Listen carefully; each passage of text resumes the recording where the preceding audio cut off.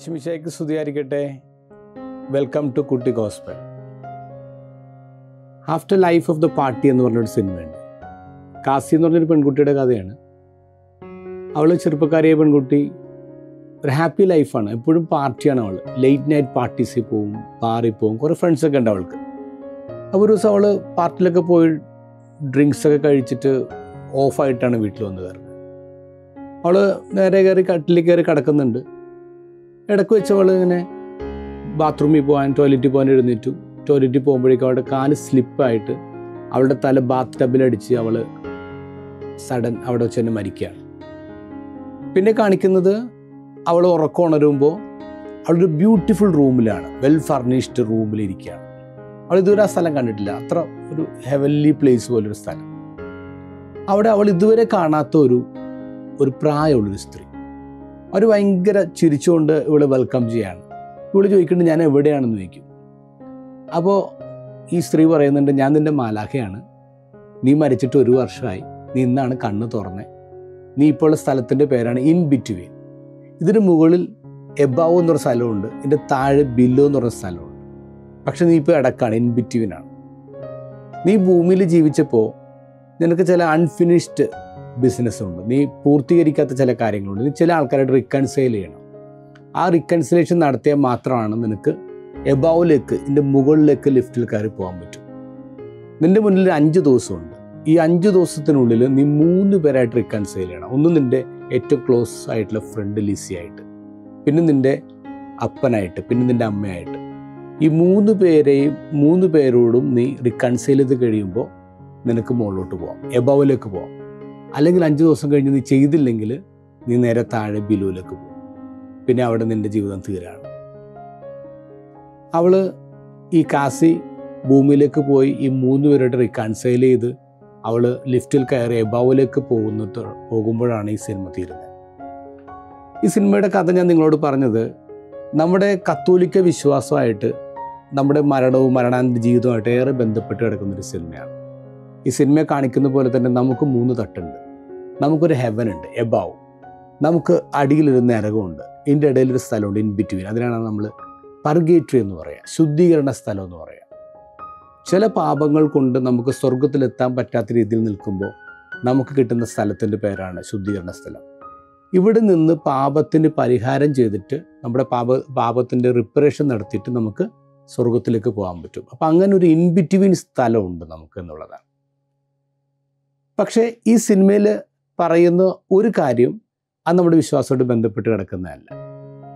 അതിൻ്റെ അകത്ത് പറയുന്നത് ഈ ഇൻ ബിറ്റ്വീൻ കിടക്കുന്ന ആൾക്കാർക്ക് അവർക്ക് ഭൂമിയിലേക്ക് തിരിച്ചു നിന്ന് അവരുടെ പാപത്തിന് പരിഹാരം ചെയ്യാൻ പറ്റുന്നതാണ്. പക്ഷെ നമ്മുടെ വിശ്വാസം നമ്മളെ പഠിപ്പിക്കുന്നത് നമുക്കങ്ങനെ പറ്റത്തില്ല. പർഗേറ്ററിയിൽ ഉള്ളവർക്ക്, ശുദ്ധീകരണ സ്ഥലത്തുള്ളവർക്ക് അവർ വിചാരിച്ചുകൊണ്ട് ഒന്നും ചെയ്യാൻ പറ്റില്ല. പിന്നെ ആര് വിചാരിക്കണം? ഭൂമിയിലെ അവരുടെ പ്രിയപ്പെട്ടവർ വിചാരിച്ചു കഴിഞ്ഞാൽ അവരുടെ പാപങ്ങൾക്ക് റിപ്പറേഷൻ നടത്തി അവരെ സ്വർഗത്തിലേക്ക് കയറ്റിവിടാൻ പറ്റും. ഇതാണ് നമ്മുടെ വിശ്വാസം പഠിപ്പിക്കുന്നത്. ഇന്ന് നവംബർ 2 നമ്മൾ സകല മരിച്ച വിശ്വാസികളെ ഓർത്ത് പ്രാർത്ഥിക്കുന്നതിനാണ്. എന്തുകൊണ്ട് അവർക്ക് വേണ്ടി പ്രാർത്ഥിക്കുന്നത്? നമ്മളുടെ ബിലീഫാണ് ചെറിയ പാപങ്ങൾ കൊണ്ട് സ്വർഗത്തിലെത്താൻ പറ്റാത്ത ആൾക്കാർ ശുദ്ധീകരണ സ്ഥലത്തുണ്ട്. അവരെ നമ്മുടെ പ്രാർത്ഥന വഴി സ്വർഗത്തിലേക്ക് എത്തിക്കാൻ പറ്റുമെന്നുള്ളതാണ്. അതുകൊണ്ട് ഈ നവംബർ മാസം നമ്മൾ പ്രത്യേകം അവർക്ക് വേണ്ടി പ്രാർത്ഥിക്കണം, ആത്മാക്കൾക്ക് വേണ്ടി പ്രാർത്ഥിക്കണം, ദൈവത്തിലേക്ക് എത്താൻ, സ്വർഗത്തിലേക്ക് എത്താൻ. ഞാൻ സെമിനാരി പഠിക്കുന്ന സമയം, ആലുവയിലെ ഫിലോസഫി കോളേജിൽ പഠിക്കുന്ന സമയത്ത് എൻ്റെ ബാച്ചിൽ 100 കുട്ടികളുണ്ട്, വലിയൊരു ബാച്ചാണ്. അപ്പം ഞങ്ങൾക്ക് ബ്രേക്ക്ഫാസ്റ്റ് കഴിഞ്ഞിട്ടാണ് ന്യൂസ് പേപ്പർ വായിക്കാനുള്ള സമയമുള്ളത്. ഒരു ½ an hour ഉള്ളൂ.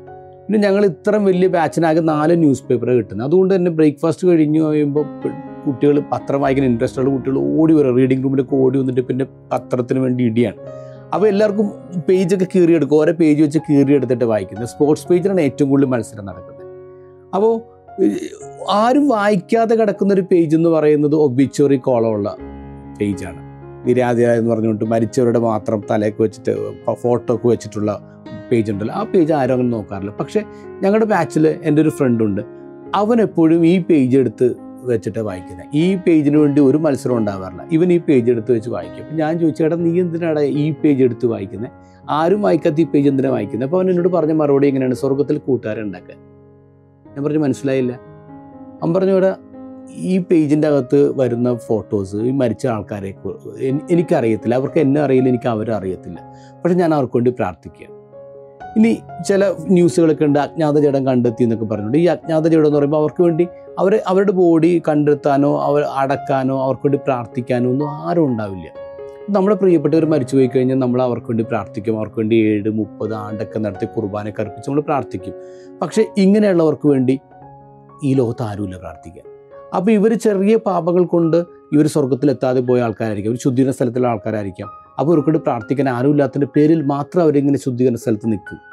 അപ്പോൾ ഞാൻ ഇങ്ങനെയുള്ളവർക്ക് വേണ്ടി പ്രാർത്ഥിക്കുമ്പോൾ ഒരു പക്ഷേ എൻ്റെ ഒരു പ്രാർത്ഥന കൊണ്ട് അവർ സ്വർഗത്തിലേക്ക് എത്തിയാലോ. പിന്നീട് കുറച്ച് നാൾ കഴിഞ്ഞ് ഞാൻ മരിച്ച് സ്വർഗത്തിലെത്തുമ്പോൾ അവരെൻ്റെ ഫ്രണ്ട്സ് ആവില്ലേ, അവരെന്നെ സ്വീകരിക്കാൻ വേണ്ടി വരില്ലേ? കാരണം നിൻ്റെ പ്രാർത്ഥന കൊണ്ടാണ് ഞങ്ങൾ സ്വർഗത്തിലെത്തിയെന്ന് പറയത്തില്ലേ? To make friends. സ്വർഗത്തിൽ കൂട്ടുകാരെ ഉണ്ടാക്കാൻ വേണ്ടിയാണ് ഞാനിങ്ങനെ വായിക്കുന്നത്. ഇതൊരു ഇൻട്രസ്റ്റിംഗ് തോട്ടാണ്. ഞാൻ എപ്പോഴും അതിനെക്കുറിച്ച് ഇങ്ങനെ ചിന്തിക്കും. കാരണം എത്ര മനോഹരമായൊരു ചിന്തയാണ്. നമ്മൾ ഈ ഭൂമി ജീവിക്കുമ്പോൾ തന്നെ നമുക്കറിയാത്ത എത്രയോ പേര് അവർ ചെയ്ത പാപത്തിൻ്റെ പേരിൽ ഇങ്ങനെ പർഗേറ്ററിയിൽ ശുദ്ധീകരണ സ്ഥലത്തുണ്ട്. അവർക്ക് വേണ്ടി ഒരു പ്രാർത്ഥന, ഒരു നന്മ നിറഞ്ഞു പറയുമ്പോൾ, അല്ലെങ്കിൽ അവർക്ക് വേണ്ടി ഒരു സിമിട്രി വിസിറ്റ് ചെയ്യുമ്പോൾ, അതിൻ്റെ പേരിൽ അവർ സ്വർഗത്തിലെത്തുമ്പോൾ വി ക്യാൻ മേക്ക് ഫ്രണ്ട്സ്. മക്കളെ, ഈ മാസം നിങ്ങൾ നിങ്ങളുടെ പ്രിയപ്പെട്ടവർക്ക് വേണ്ടി മാത്രമല്ല പ്രാർത്ഥിക്കേണ്ടത്. പ്രാർത്ഥിക്കാൻ ആരുമില്ലാത്ത കുറേ ആൾക്കാരില്ലേ? ഒരു പ്രാർത്ഥനയ്ക്ക് വേണ്ടി മാത്രം സ്വർഗത്തിന് വേണ്ടി കാത്തിരിക്കുന്ന ആൾക്കാരില്ലേ? അവർക്ക് വേണ്ടി പ്രാർത്ഥിക്കാം. നിങ്ങൾ കഴിയുമെങ്കിൽ നിങ്ങൾ സിമിട്രിയിൽ വിസിറ്റ് ചെയ്യണം, അവിടെ പോയി പ്രാർത്ഥിക്കണം. കാരണം നമ്മുടെ വിശ്വാസം നമ്മെ പഠിപ്പിക്കുന്നത് നമ്മുടെ പ്രാർത്ഥന കൊണ്ട് നമുക്ക് ശുദ്ധീകരണ സ്ഥലത്ത് നിന്ന് ആത്മാക്കളെ സ്വർഗത്തിലേക്ക് എത്തിക്കാൻ പറ്റും. എബാവ്. എല്ലാവർക്കും ഹാപ്പി സൺഡേ.